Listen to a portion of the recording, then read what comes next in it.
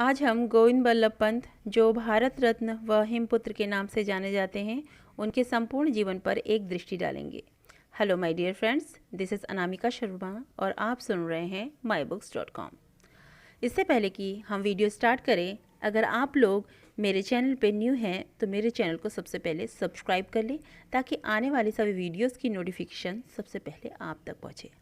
तो स्टार्ट करते हैं। पंडित गोविंद बल्लभ पंत जी का जन्म 10 सितंबर 1887 ईस्वी को अल्मोड़ा के खोट में हुआ था। ये एक ब्राह्मण परिवार में जन्मे थे। गोविंद बल्लभ पंत के पिताजी का नाम मनोरथ पंत और जो इनकी माता जी थी गोविंदी बाई थी। छोटी सी आयु में जो गोविंद बल्लभ पंत जी हैं, उनके पिताजी की मृत्यु हो गई थी, जिसके कारण इनकी जो परवरिश है इनके नाना जी ने की थी। इनके नाना जी का नाम था बद्री दत्त जोशी। पंत जी ने अपनी प्रारंभिक शिक्षा घर पर ही ग्रहण की और 1897 में गोविंद बल्लभ पंत जी को स्थानीय प्राथमिक पाठशाला में दाखिल कराया गया। जब ये 12 वर्ष की आयु में थे तो 12 वर्ष की आयु में पंत जी का विवाह कर दिया गया और इनकी पत्नी का नाम था गंगा देवी। उस समय ये मात्र कक्षा 7 के विद्यार्थी थे। वर्ष 1905 में पंत जी अल्मोड़ा छोड़कर इलाहाबाद चले गए। अध्ययन के साथ ही साथ इनकी राजनीतिक क्षेत्र में भी रुचि धीरे धीरे बढ़ने लगी एवं पंत जी कांग्रेस के एक स्वयं सेवक का कार्य भी करने लगे।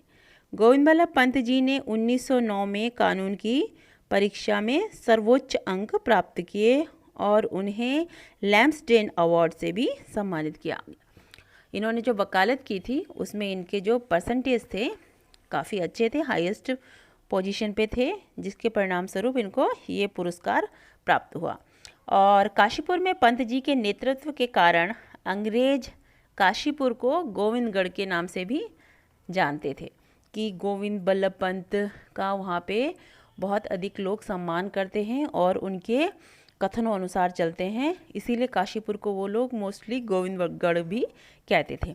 और जो है 1914 में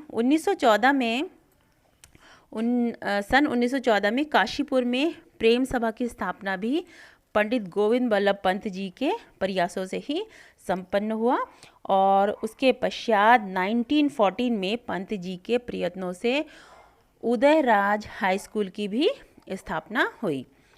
कुमाऊं में सबसे पहले निशुल्क एवं अनिवार्य शिक्षा लागू करने का श्रेय भी पंडित गोविंद बल्लभ पंत जी को ही जाता है। 1928 में साइमन कमीशन के बहिष्कार और 1930 के नमक सत्याग्रह में भी इन्होंने भाग लिया, जिसके परिणाम स्वरूप मई के 1930 में देहरादून में इनको जेल की सज़ा भी हुई और इन्हें कुछ समय तक वहाँ पे कारावास में रहना पड़ा। सरदार वल्लभ भाई पटेल जो हमारे गृह मंत्री थे, उनकी मृत्यु के बाद 10 जनवरी 1955 को गोविंद बल्लभ पंत जी को भारत के गृह मंत्री के पद पर इनको पदभार मिला और यह कार्य भी इनको संभालना पड़ा। और भारतीय संविधान में हिंदी भाषा को राष्ट्रभाषा का दर्जा दिलाने एवं जमींदारी प्रथा को खत्म करने वाले पंत जी को भारत रत्न पुरस्कार से हमारे इंडियन गवर्नमेंट ने इन्हें जो है भारत रत्न पुरस्कार से भी सम्मानित किया। और 7 मई 1961 को हृदयाघात आने के कारण पंत जी की जो है मृत्यु हो गई। उस समय पंत जी भारत सरकार के केंद्रीय गृह मंत्री के पद पर थे।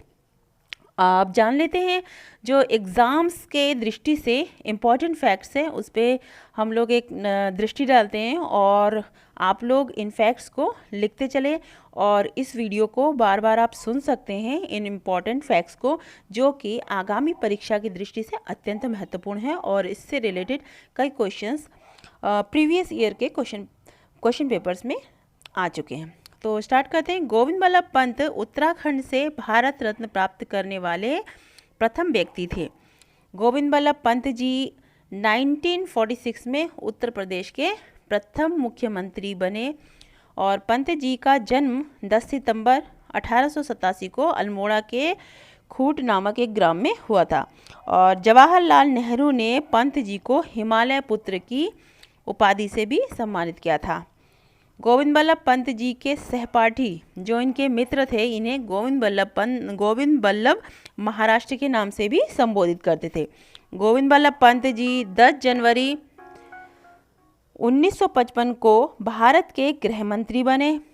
तत्पश्चात 1957 में गोविंद बल्लभ पंत को भारत रत्न से भी सम्मानित किया गया और 1914 में काशीपुर में प्रेम सभा की स्थापना भी इन्होंने ही की। 1903 में हैप्पी क्लब की स्थापना की। तत्पश्चात गोविंद बल्लभ पंत जी ने 1928 में साइमन कमीशन के विरोध में नेहरू व पंत जी ने लखनऊ में जो है एक आंदोलन किया और 1945 में अहमदनगर में इन्हें जेल में नहीं रखा गया। जेल में रखने की जैसे ही इनको एक सज़ा हुई, इनको जो है नज़रबंद कर दिया गया। मतलब इनकी जो क्रियाएं थी, प्रतिक्रियाएं थी, ये कहाँ जा रहे हैं, किससे मिल रहे हैं, कहाँ उठ बैठ रहे हैं, तो इनको जो है जो ब्रिटिश सरकार थी इन पे मतलब इनको अपने नज़र में रखते थे। ये इनकी सारी गतिविधियों पे विशेष नज़र रखते थे और जहाँ पे भी जाते थे ये बिना बताए नहीं जा सकते थे अगर वो ये प्रदेश से बाहर जाना चाहते थे। तो पंत जी की मृत्यु जो है 7 मई 1961 में हुई थी।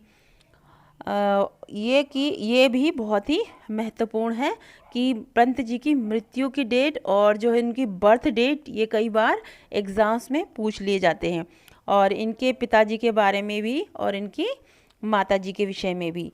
आई होप ये वीडियो आप लोगों के लिए काफ़ी हेल्पफुल है। So my dear friends, like ज़रूर करें और अपने सभी फ्रेंड्स को ये वीडियो ज़रूर शेयर करें। अगली वीडियो आने तक पढ़ते रहिए और आगे बढ़ते रहिए। मुझे सुनने के लिए धन्यवाद।